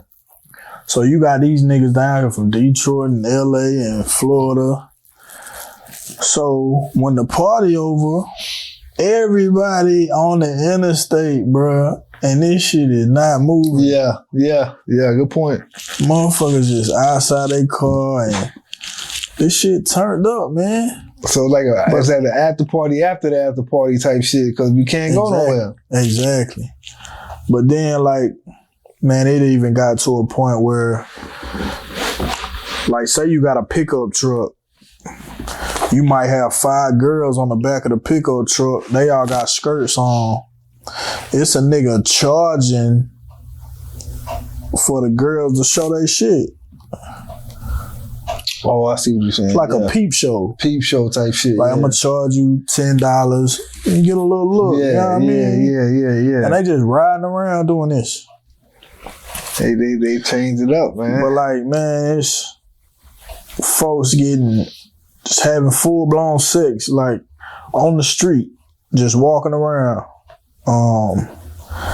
But I think, man, it was, cause I mean, when it first started, it was all about like, not when it first started, but like as it was growing, it was like more about the culture, like the music, and everybody want to bring a dope car with the rims and the sound system, that type of stuff. Yep. And then it even got to like, And this may be 96. This may be the last year or maybe the year before, but like big celebrities started coming, like B.I.G. performed. You know what I'm saying? Craig Mack, them type cats. Tupac, I think, came out one time. It's like big name artists. And then all the celebrities started coming down here, and then Uncle Luke turned that bitch up though. Oh yeah, yeah. I mean, 2 Live Crew, Uncle Luke. Come on, man, what you expect? Oh boy. When he heard the name, when he heard the uproar from that, shit, man, I gotta be in the area too. That's what he was thinking. And I mean, I think if it was a better way to control it and govern it, it would still be going on. But they really didn't have they didn't care to have no ideas or no, you know what I mean? Right. Ways to really do that. So they were just, you know. Yeah. I think it was a dope doc though, man. You know what I'm saying? To me, it was more educational, kind of showing the history of it. Yeah. You know, kind of go into the culture a little bit, the cars, the music, you know, all the way down to like how the women dress, everybody got their weave done. Yeah, the hairdos are different. One girl on there said, the harder your hair is, the better. The harder? Yeah. So they was like, motherfucker kept a bottle of spritz. Yeah. Motherfucker skeeting up. You know what I mean? Yeah, man. But I think it was just if you got to experience it, it was just a dope moment in time that turned into a free-for-all, like. Yeah, hey. Some of y'all gonna see your aunties and uncles and shit on there. I mean, it's just what was going on at the time, man. It's what was going on at the time. But exactly. It's kind of like social media now. Yeah. Basically like social media. Social media Freaknik. Every day. Every fucking day. Hell yeah, man. What your boy Diddy done got himself into, man? Man, the man said he can't stop and won't stop. He said he couldn't stop and he wouldn't stop. Take that. Then yeah. So the feds said take that. Man. But nah, shit getting out of control. So Diddy's estate, and I believe it's more than one. Was it just he had a LA location and a Miami location. So the LA location and the Miami location. And they was raided, man. They was heavily raided too. They cleared the houses. His kids was in there. They had to get restrained, cuffed and restrained. Zip tied. Because when they do these raids, as soon as they go into your spot, now it's their spot. So they can really dictate what's going on. So clear the people out. We got to move around here and find what we want to find or plant what we want to plant or whatever it goes. But I kind of figured when the allegations and all that with Cassie started stirring up in, what was that, November? That it wasn't going to be the end of it. Even if he paid it off and did what he did, that was kind of like the beginning. That was the beginning. Really, the KPD shit was the beginning when they found out who they arrested the guy that they suspected for the Tupac murder, and he had some words about Diddy's involvement, whether they were true or they not. That was fuel. The Cassie shit was more fuel. Now they like, okay, let's really go see what he got going on. And it has begun, man. The man in some real hot fire. And shit. We just gotta keep our eyes open to see what's going on next. But I will say this. Like, allegations are allegations. So it's no facts until it's proven that, right?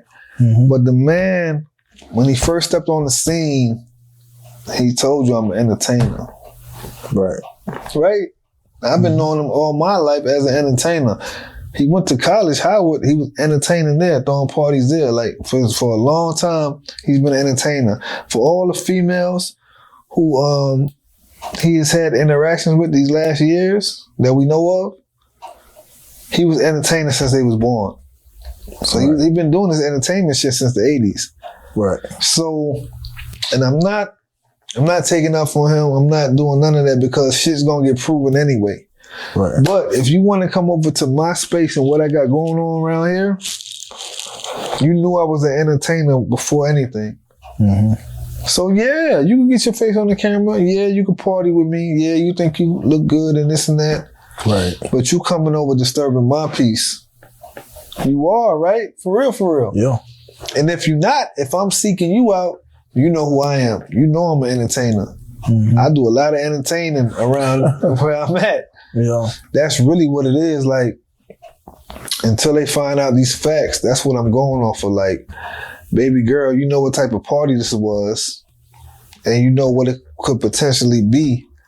So for you just come around for your glitz and glam, for the fame and all that, a couple dollars, or you might really have interest in me. Right. I'm an entertainer first. I've been entertaining the world. Yeah. So just imagine, I've been entertaining the world. Just imagine how I entertain behind closed doors. Mm-hmm. That's how I feel about the shit. It can get real nasty. It get real different. You know what I mean? But man, shit, I've never seen this a fire like this. Yeah. There's somebody who's been,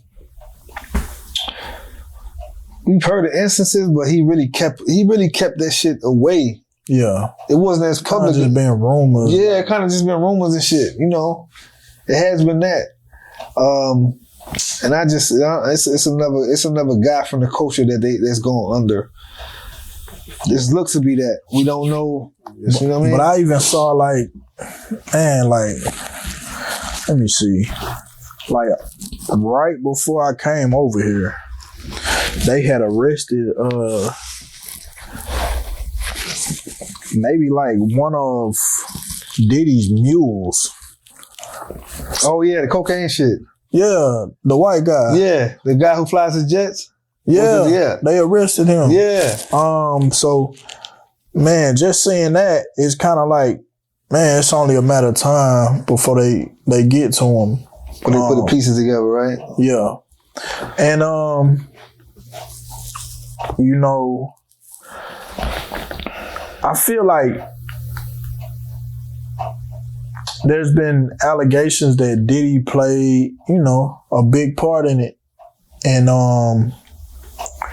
but I think it's a big community. Diddy play a big part in what? Like for one, the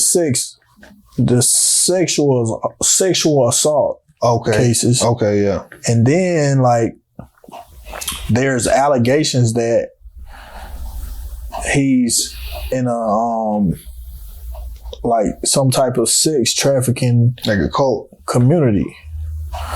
And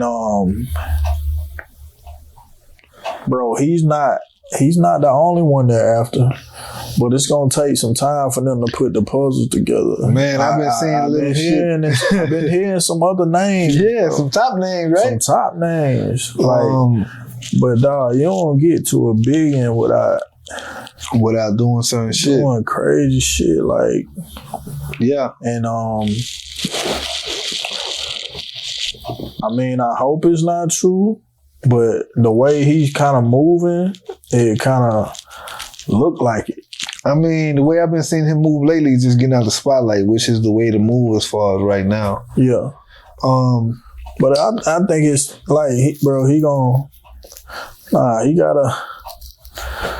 It ain't a lot of laughs and smiles lately for him. Yeah, like either they gonna find him, or he need to come out and say something. I see what you're saying. I also think they raided his plane. Yeah. They raided his jet. Yep. I don't know if they found anything. I haven't heard. Last thing I heard, they located that he was in the Bahamas somewhere. That's where his jet landed. One of his jets. Yeah.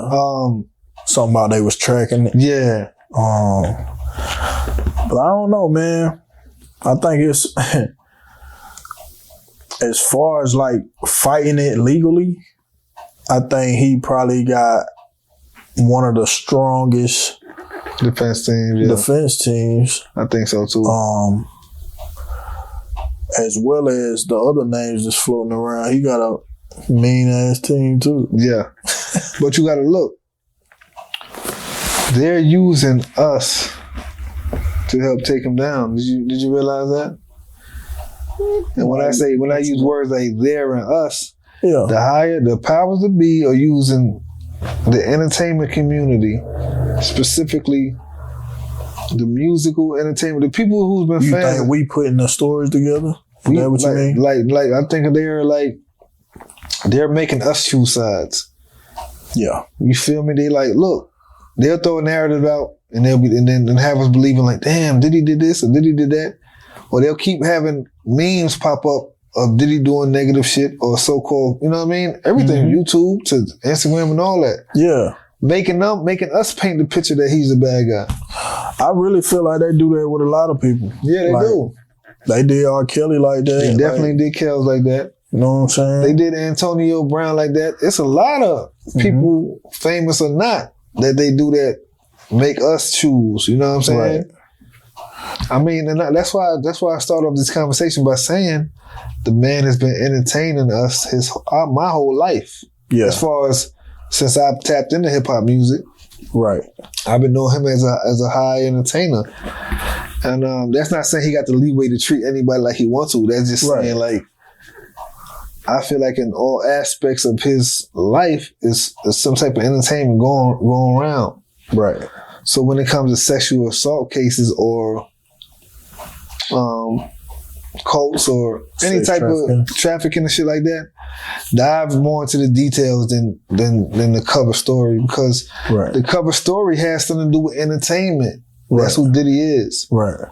Now, it's kind of hard for me to believe that he's doing sex trafficking with younger girls when he has 3 daughters of his own. And I know, trust me, I know people that does things like this, they have kids too. I'm knowing that. Right. But it's just not now. That's an unpleasant look. Because if it comes to be true, then he should get the consequences that's deserved for that type of stuff. Right. But I don't think he's on that type of time, especially with underage girls. Now, it's not just like, I'm not saying it's good if they're not underage. Also, you know what I'm saying? So what do you? So do you think all these rumors are false? Nah, I don't think all of them are. Like I think people are speaking for a reason, and I think we know Harv Pierre. He was another bad boy executive. Yeah. That got hit with some sex allegations, somewhere along the line. Right. And then my boy Dave was talking about Farnsworth Bentley. That's one person we haven't seen or heard from. He said they don't want him to start talking. Because he knows something. Yeah, he definitely knows something. That's why we ain't seen or heard from him. I think when you look at situations like this, man, you got to look at the people that's really close to him and like kind of examine them. Mary J knows something. Hell yeah. It's a now we naming names, so we can name some names now. And we all done heard about these parties. Yeah. Yeah. The infamous Diddy parties. Diddy party. We don't know what's going on at we can only imagine, but yeah, Diddy a wild boy, man. Diddy like to get tied up and shit and have the egg beat out. But you knew it was some type of entertainment going around before you came in that spot. I don't give a fuck who you are. Yeah, that's true. You feel me? You basically saying like these women or whoever, men or women, because we don't know. We don't know, right? He a wild boy. Yeah. Do you feel like? They volunteered to. Allegedly, they volunteered to go, or you think they were? Because sex trafficking basically means that these people were held against their will. Yeah, I don't believe none of that.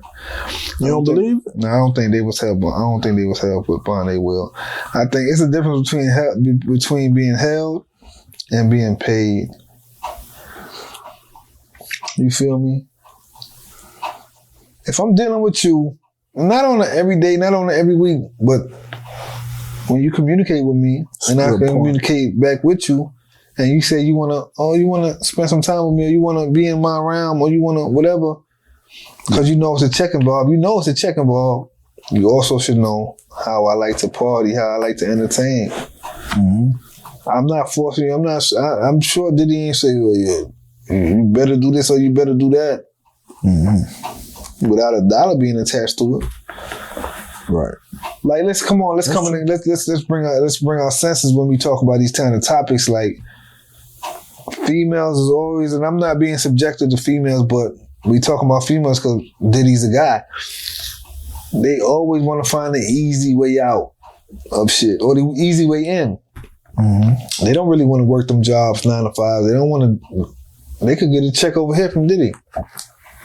That's a fact. The ones that know they can get that check, they gonna get that check. But what comes with it is some high level entertainment. That's a fact. Like, and they know that. So now, let's say we've been doing the entertainment thing.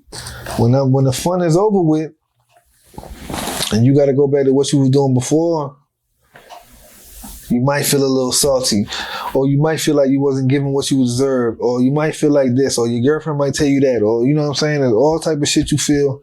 So now you want to file for a lawsuit, or now you want to tell this person this, that, or he didn't treat me like this. Those get played around too. Right. So I mean, that's why the investigation is what it is. I just hope they do a fair investigation. Yeah. If that makes sense. You know what I'm saying? Like, and then, you know,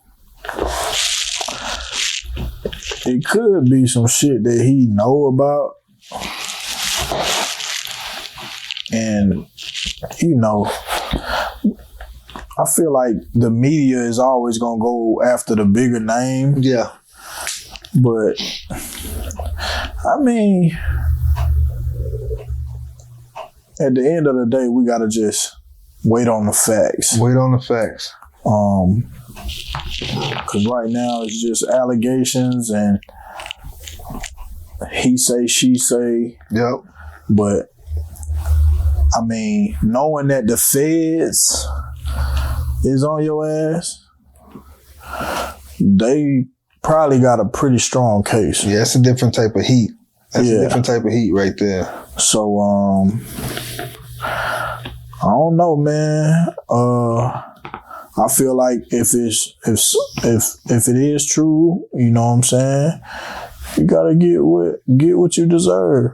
That's a fact. And it might be pressure.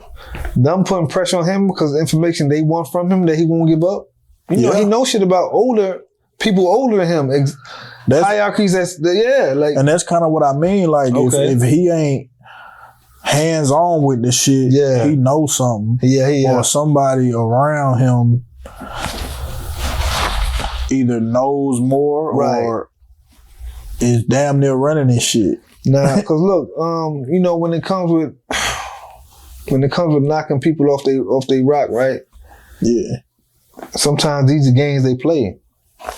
They wanted to get Bill off that rock. They played games with Bill Cosby. They wanted to get him off his little. They threw up the allegations with him. Yeah. I believe Kels did that to himself because he had plenty of chances. I really feel like R. Kelly had plenty of chances to correct his wrongs when it comes with the public eye. For real. Yeah. He had plenty of time. I feel like, you know what I mean? Shit. Yeah. Come on, man. So it wasn't too much more they could, you know, that took care of itself. Yeah. But just think about most of the guys that fall off the pedestal, they get you with the sexual conduct shit. Mm-hmm. Or if not that, they get you with some type of bozo shit to get you up out of there. Yeah. And they use us to help. They use us to help with the Kelly shit. The Bill Cosby shit. I don't understand. That shit came out of, that's crazy. 30 years later, that's crazy. Why y'all didn't confess this shit 30 years ago? That's crazy to me. But I feel that. I don't know, man. It seems like when you high up like that, you kind of gotta stay in good graces with a lot of people. Yeah. Because all it takes is one group of people to be like. All it takes is one group of people to be in cahoots with another group of people that don't like you or don't care for your success or feel like they can get over on you. They're gonna push their button, and that's what I feel like they doing here with Diddy. Like they might not have a lot, but this shit might rattle him. They squeeze. I guarantee you, after this, it's gonna be a different Diddy. Which it's time in his career to step away from the cameras a little bit, as far as that thing. Yeah, you know what I mean, or just change up a little bit of how you getting showed out here, but. This is definitely going to change how he moves around. And they might get some information they want out of this. Right. I don't know, but this shit is definitely a situation. It's definitely what's going on around. For sure. Oh, it's a lot, man. I don't even know if we should wish the nigga the best or what that's crazy, you know right? What I'm saying? I've been. I ain't gonna lie. Now, I've been a fan since legit. As I've been grown, you know that shit kind of you let that shit rub off, and you know when you're a kid, but yeah, I don't want to wish him. I don't want to wish him bad, and to wish him well is like you said, like you got to see what goes on. But right, I just tell him to keep your head up, Puff. Yeah, for sure. Just keep your head up, Puff, because shit, it's a must. Just keep your head up, shit. Right. That's real, man. Yeah. It's that time again. Yeah, it's the Mindset Spotlight. And I got a good one for you today, Pop. What you got, man? So it's a musician, man. It's a musician. It's a producer. It's a rapper. It's just a stand-up guy in that community. Businessman. Anything you could think of when it comes to do with music, when it has something to do with music, his name gets brought up. Yeah, his name gets brought up. He's a doctor. I don't know if he's a doctor on paper though. Now I gotta give my spotlight to Dr. Dre. I gotta give my spotlight to Dr. Dre, man. World-renowned producer. Like I said, a rapper at one point. I don't think he really likes that title, but he does have tracks. He does have Keep Your Head Ringing. That's one of my favorite joints. You know what I mean? You could say actor. He's acting in some movies. I like his role in Set It Off. Mm-hmm. Training Day. Yeah, Training Day. He got his ass punched. You feel me? But shout out to Dre, man. This guy has over well over 3. I say he has over 4 decades. 4 decades in the business, working at a high level. And he was just recently honored with his Walk of Fame star in Hollywood. And I think that's super dope. It's not that it's what it is now. It's over 2,500 stars. There's over 2,500 stars in Hollywood. And he was chosen to get one. Now let me just go over the criteria that you have to receive a star. You got to have a high professional achievement, longevity in that category, more than 5 years. We know he got way more than that. Dedication to the ceremony that you're selected in. His dedication is shown. There's plenty of artists he's broke. R&B, rap, shit. There's plenty of producers he has broke. Just think about that. He's breaking other producers that's looking up to him for his, you know what I'm saying, techniques or how he does his recording sessions. Right. All type of shit. Right. Hold on. Yeah. How that shit cut off so fast? I know that ain't. Probably battery.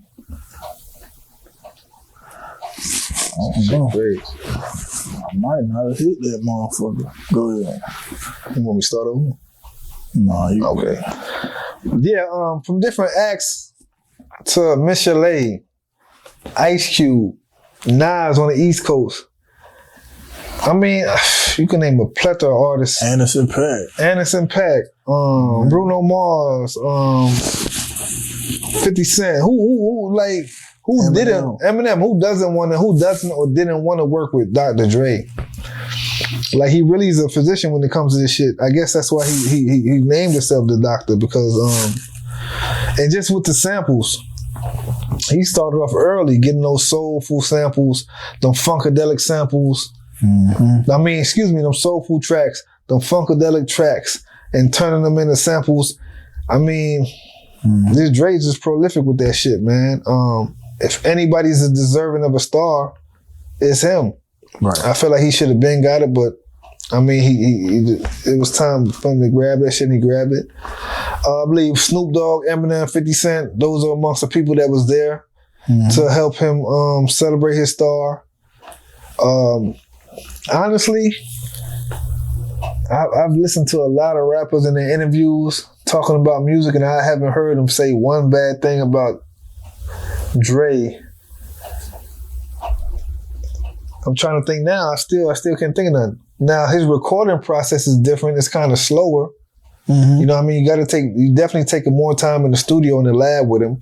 But I don't think that's a bad thing. Nah. Just a perfectionist. Just man. A perfectionist. I know some people critique how he layers vocals. Yeah. He was like, people be like, man, you gotta do that shit 10 times, 20 times, you know what I'm saying? Word. And you know, the way we record now, man, everything's so fast. Yeah. Like, nigga pull the Pro Tools up, and you don't need all that damn equipment. Right. But I mean, if you really want to tweak every little thing, I feel like you do. And I think that's what Dre does, man. He has a trained ear for this shit. A trained ear, yo.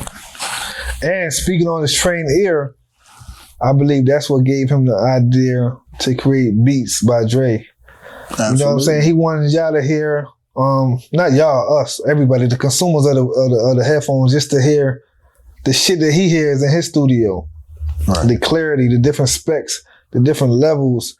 I mean, it was a hidden gem, and now it's like shit.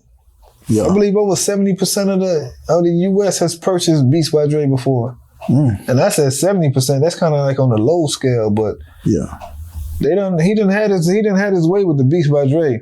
Yeah. I just think he's we all know he's top tier, but I just think he's still phenomenal, man. Is a guy that I don't think his shit is ever gonna go unlooked. Right. Yeah, so that's my spotlight. I want to give it to Dre, Dr. Dre, and shit. Just do what you do, Dre, to keep our head banging. So for my spotlight today, I want to give mine to a guy that has made a seamless transition from music to media. I watch this guy a lot. You know what I'm saying? I watch how he conducts his shows, how the dialogue goes, how he interacts with his staff, how his hot takes go viral, how he pretty much mastered the podcast game from being an artist to asking questions at Def Jam to working at Complex to creating his own network to employing people. Like, I feel like all those were gradual steps that he had to take to get where he is now. And I definitely see the work he's put in to get to where he is, and I just want to commend him. And my spotlight today goes to Joe Budden. Joe Budden. Hated by many, I would say. You know what I'm saying? I feel like people feel like he don't really fuck with the younger generation as much as like some of the old heads. Yeah. But I just think, man, he's straightforward. Like, yeah, if he fucking with some shit, he fucking with it. If it's trash, it's trash. And if he dislikes you as a person, then your shit always gonna be trash. Word. But I think he gives good perspectives, and you know, the cast over there. Ish is actually one of my favorite people on the pod. Okay. Because I feel like he challenges Joe a lot. Yeah. So like when Joe might say some bullshit, Ish gonna check him and vice versa. I like them challenges like that. Yeah. But yeah, man, I really enjoy the show. You know what I'm saying? I be taking notes from y'all. We be taking notes from y'all. Yeah. And man, it's dope to see you develop into who you are now, and being a great example for people looking up to you, man. So Mindset Podcast, we salute you. And yeah, man, more life, more success. Word. You know what I'm saying? I was a fan when he was rapping. For sure. Pump It Up was definitely a success. It was a big single. You heard that shit on commercials. You heard that shit on a video game. Mm-hmm. I mean, pump it up, nigga. Like, pump it up. Yeah. Then he slid into his motherfucking Up in the Club bag, and that shit was crazy. Crazy. That was another pocket, you know what I mean? So it just showed he was good with words. I think R. Kelly wrote that. Yeah, that's R. Kelly track. That shit, from Michael Houston all on. I mean, not Michael Houston, Marcus Houston. Yeah. That's Kelly right there. Oh. Yeah. But nah, even when he did his thing with Crooked Eye and Eminem and the Slaughterhouse shit, Joe still showed that he can still spit. But like you said, when he transitioned into this world, this was a perfect fit, because you have a guy that was a part of the business and knows how the business goes, for one. So he knows the business he knows the business aspect of the game. Mm-hmm. He knows the artistry aspect of the game, and he's a fan of both of that shit. Mm-hmm. And he speaks well. You dig what I'm saying? He did a well job.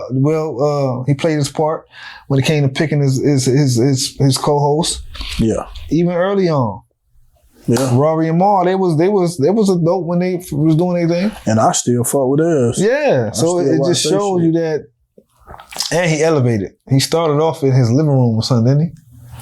I think they was in Park's basement. Yeah. So look where it went to. Now they got he put the work studio. In. Yeah, he put the work in. He has the rest of his cast is dope. They got a female on there too.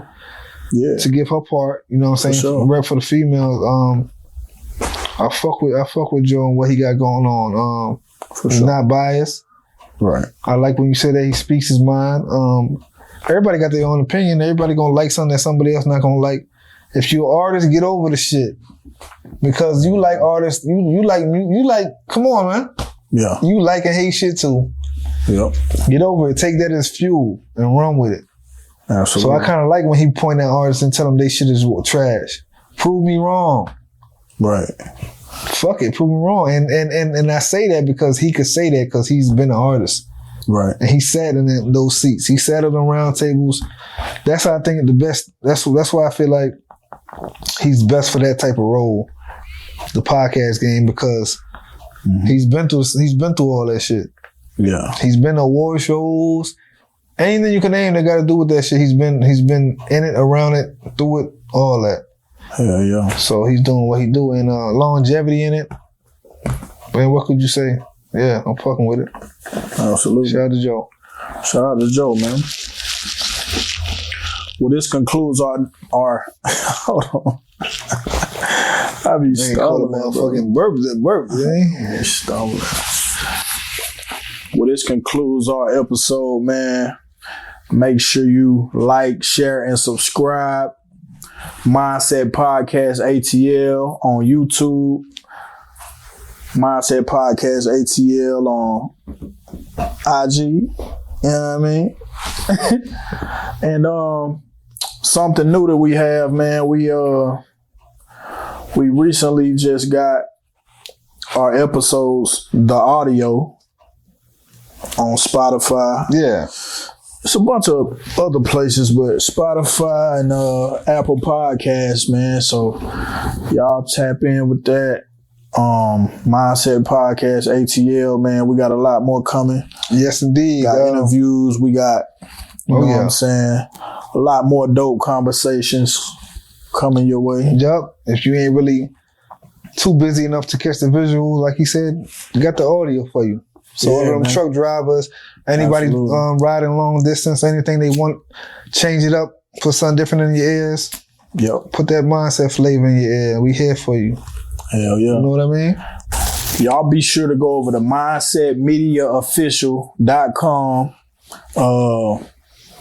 That is our new site. And the merch and all that stuff will be there. All our episodes and stuff will be there. And also check out mindsetmedia.std on Instagram. That is our media page where we also post content there as well. Yes, indeed. And another one in the books, dog. We out of here, man. Give us some feedback. Show the love. Yes, another sir. day above ground. Another day to be great. Already. Mindset. Peace.